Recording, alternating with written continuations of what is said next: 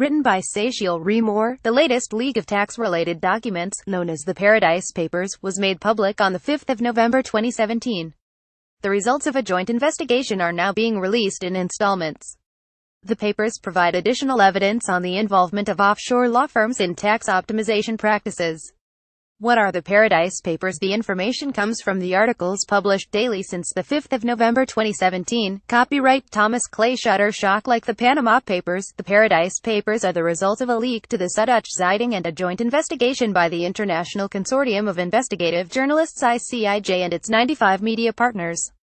The files relate mainly to an offshore law firm Appleby, and a smaller trust company Asia City and company registries in 19 secrecy jurisdictions, which have no, or limited, practice of sharing information with other tax jurisdictions. They disclose numerous loan agreements, financial statements, emails, trust deeds and other paperwork spanning nearly 50 years. Beyond the sometimes colorful headlines describing either individual or more general schemes, the leak features many of the same names as previous revelations related to global taxation issues. The locations and havens in the Paradise Papers display a similar geography to that of previous leaks. The investigation explores the tax optimization schemes that were set up using the advice and assistance of services providers like Appleby intermediaries. They relate to the offshore, i.e. outside the home tax jurisdiction activities of rich people, high net worth individuals HNWI and ultra HNWI UHNWI, and multinational enterprises which shift their earnings and funds or their purchases through different tax jurisdictions to obtain a substantially reduced or zero liability. The amount of lost tax resources is difficult to assess, but is substantial.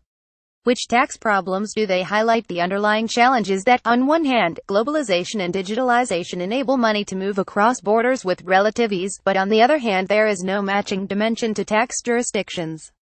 The situations covered relate to tax optimization, aggressive tax planning, tax avoidance which is a priori legal, but may involve some risk-taking, contrary to tax evasion and fraud, which are illegal. In addition, tax competition and the limited set of cooperation tools provided by international law create loopholes and inconsistencies, which tax optimization uses. With the support of intermediaries and facilitators, tax optimization schemes are adapted to stay ahead of regulatory provisions, namely by setting the tax residence accordingly. The offshore advice is provided by firms specialized in helping clients to move to low-tax jurisdictions, like Appleby in the present case. Another element enabling such schemes to work is the opacity provided by certain structures such as trusts and similar arrangements. This shields the ultimate beneficial owner UBO and makes it impossible to assign assets to taxpayers, allowing the UBO not to have these assets taken into account in their tax base in the jurisdiction in which their tax residence is located.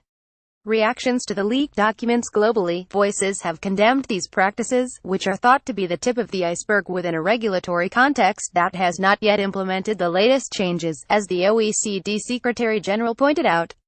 Calls for further action, namely for the adoption of a European tax haven list and the review of VAT loopholes that appear in the leak and for greater transparency, were issued after the first wave of revelations. Some member states have already indicated that they will further look into the information. Read this at a glance on Paradise Papers in a nutshell on the think tank pages of the European Parliament.